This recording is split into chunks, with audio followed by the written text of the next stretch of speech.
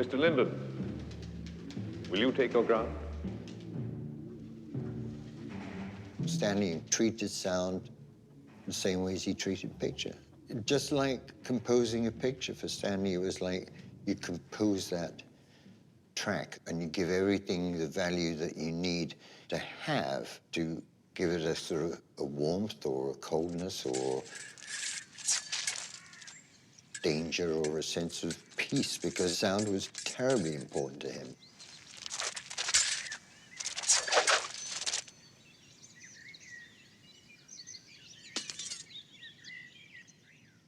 You know, we used to inspect the key theaters in key cities before his films were released. And up until that point, you know, when we were theater checking on Full Metal Jacket, for instance, you know, we found that most theaters, sound was the last thing that they thought of.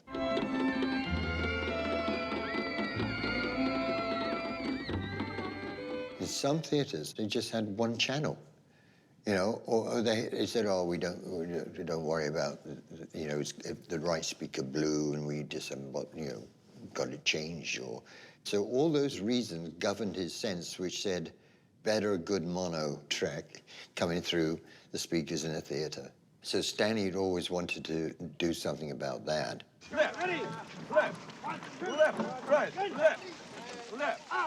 When we first talking to people about, you know, sound and the fact we were going to do 5.1's update stuff, there was one person who said, oh, it's fantastic. We can have this. You can have a great soundscape that we can create in the back, Clockwork Orange, you know, for instance. And I thought, well, why do you need, I think the horror of it is already there, you know. And people sort of kind of got overambitious sometimes. But when we found Chris Jenkins and we talked about it, all he was interested in was staying as faithful as we possibly could to the original mono, so that we got the balance of every sound. Stanley and Chris were talking on the phone a lot. And Stanley was a big fan of Chris Jenkins because Chris did a remix on 2001. And he loved the fact that Chris had this almost the same ear as Stanley did. And that was what was, I guess, important to Stanley. We had this restoration, you know, idea going for a very, very long time. And DVD had come along, and Stanley and Warner's wanted to do, you know, a release. And they sort of came to him with the idea in the middle of editing Eyes Wide Shut, and then he died. And believe me, I have come across this attitude where, well, he's dead now, so it doesn't matter so much. Yes, it does matter as much, if not more, because the longer you go, the more corrupted it will go down the chain, so to speak.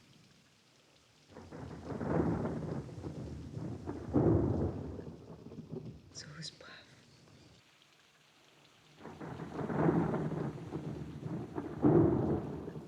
So that sort of became quite an important part of it. So what we did was to find all, you know, the music tracks, the dialogue tracks, and the effects tracks from all those films. So Clockwork Orange and Barry Lyndon and The Shining from the original stems. All of it was recorded and shot by Stanley, and just try to get a good 5.1 balance. But what we did was we always used his mono as a reference.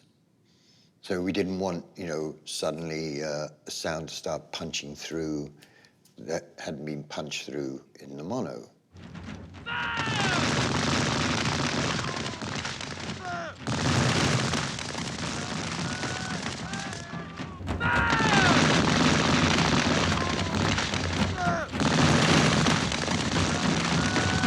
So we were able to kind of keep those levels, what they were in the mono, but to actually spread them across, we got the same balance of sound.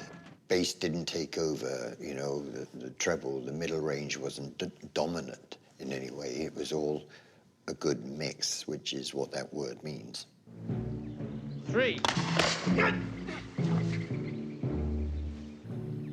3.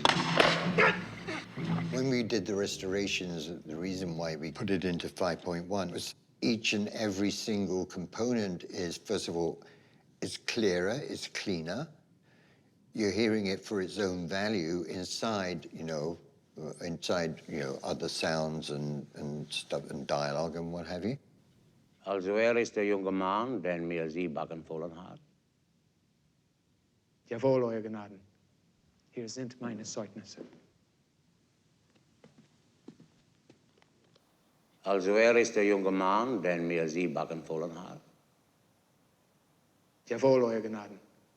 Hier sind meine Zeugnisse. Mono can sometimes sound a little mushy or squeezed together.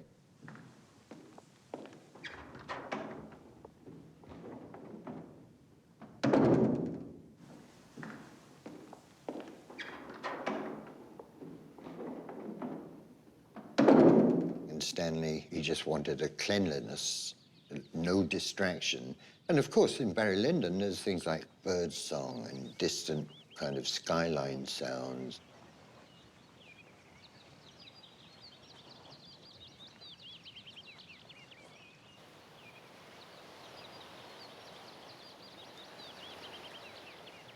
Those nuances come out much, much better for themselves.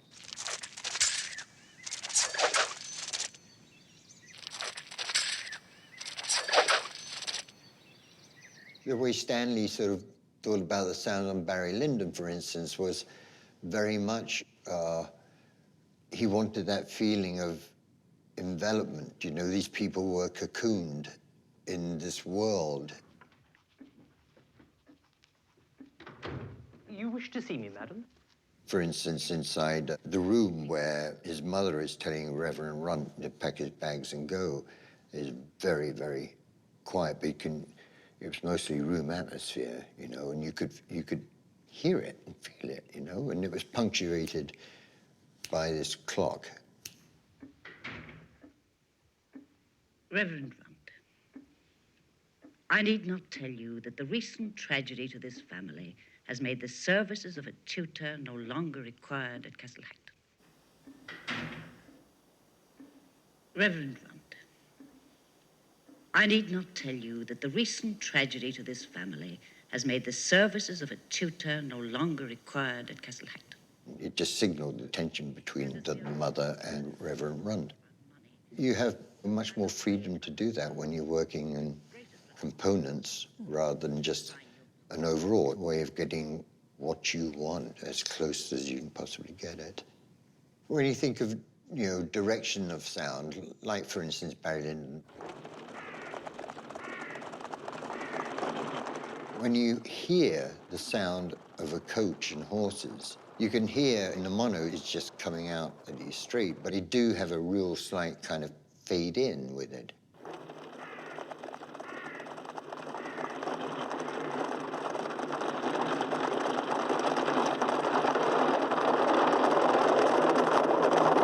And what we were able to do was we put that sound where the carriage was and kind of pan with it.